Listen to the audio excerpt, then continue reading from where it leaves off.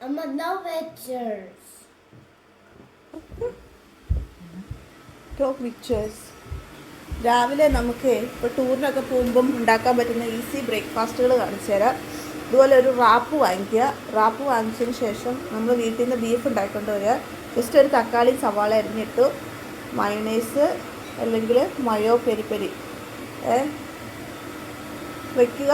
അതിനകത്തേക്ക് ഈ സാധനം ഇടുക, റാപ്പ് ചെയ്തെടുക്കുക. കണ്ടോ, സംഭവം ഈസി ബ്രേക്ക്ഫാസ്റ്റ് ആയിരുന്നു. പിന്നെ ബ്രെഡ് നമ്മൾ വേറെ ഒന്നും ഉണ്ടാക്കേണ്ട കാര്യമില്ല. എന്ത് എളുപ്പമാണ് നോക്കി. ഇത് ഉണ്ടാക്കാൻ വളരെ എളുപ്പമാണ്. നമ്മളൊരു ബട്ടർ എടുക്കുക,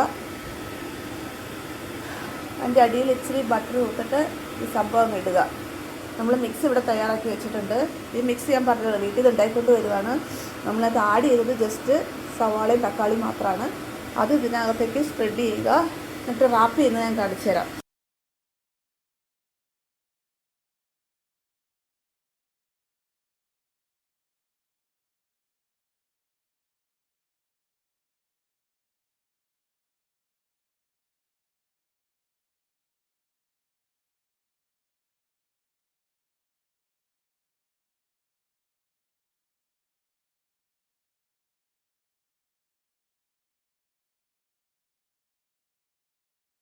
ഇപ്പോൾ റാപ്പ് ചെയ്ത് കഴിയുമ്പം ആ രണ്ടാമത്തെ ലെയർ വരുമ്പോഴത്തേക്കും സൈഡിൽ പിന്നെയും കൂടെ ഒന്ന് മടക്കി കൊടുക്കണം.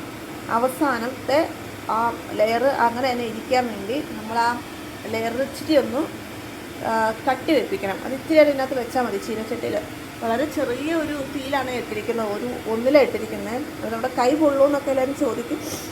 വലിയതായിട്ടൊന്നും പൊള്ളില്ല. നമ്മൾ അടുക്കളയിൽ നിന്ന് ശീലമുള്ളവർക്കൊക്കെ ആണെങ്കിൽ അങ്ങനെ ഒരു വലിയ ചൂടായിട്ടൊന്നും തോന്നത്തില്ല. മൂന്നെണ്ണം റെഡിയായി. ഇതില്ലേ, നമ്മൾ നെയ്യ് ഒഴിച്ചിട്ട് ആ ഭാഗം താഴ്ത്തിടുക.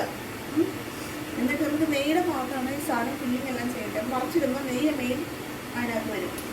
നമ്മൾ ഈസി പണിയാണ് ചെയ്യുന്നത്. നമ്മൾ ടൂറിലൊക്കെ പോകുമ്പോൾ നമുക്ക് അങ്ങനെ കഷ്ടപ്പാടുള്ള പണിയൊന്നും ചെയ്യാൻ പറ്റില്ല. നമുക്ക് പെട്ടെന്ന് പണി തീർത്ത് ബ്രേക്ക്ഫാസ്റ്റ് കഴിഞ്ഞ് വീട്ടിൽ നിന്ന് ഇറങ്ങി പോകണം. ഇതൊരു സൈഡിലേക്ക് ഇങ്ങനെ കോർണർ ചെയ്ത് വെക്കുക.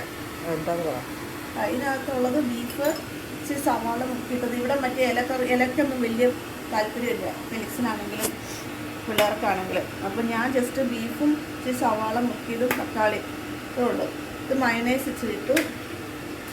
പിന്നെ മയോ പെരി പെരി മയോ ആണത്, കുറച്ചുകൂടി എരിവുള്ള മയോ. നല്ല ബീഫിന് നല്ല എരിവുള്ളതുകൊണ്ട് ഇത് തീർന്നു. നമ്മളതുകൊണ്ട് ചില്ലി പൗഡർ നമ്മുടെ കടയിൽ നിന്ന് കിട്ടത്തില്ല, അത് ഇച്ചിരി മുകളിലേക്ക് ഇട്ടു. ഇത്രേ ഉള്ളൂ. പിന്നെ നമ്മൾ ആദ്യത്തെ ഇങ്ങനെ ചെയ്യുക. കൈ ഇച്ചിരി ചൂടാണ്, കാരണം നമ്മൾ ചൂട് പ്ലേറ്റിലേക്കാണ് നമ്മൾ പിടിക്കുന്നത്. കൈ സൂക്ഷിച്ച് പിടിക്കുക. എൻ്റെ കൈക്ക് കുറച്ചും കൂടി റെസിസ്റ്റൻസ് ഉണ്ടാവും, വലിയ ടെൻഷനില്ല.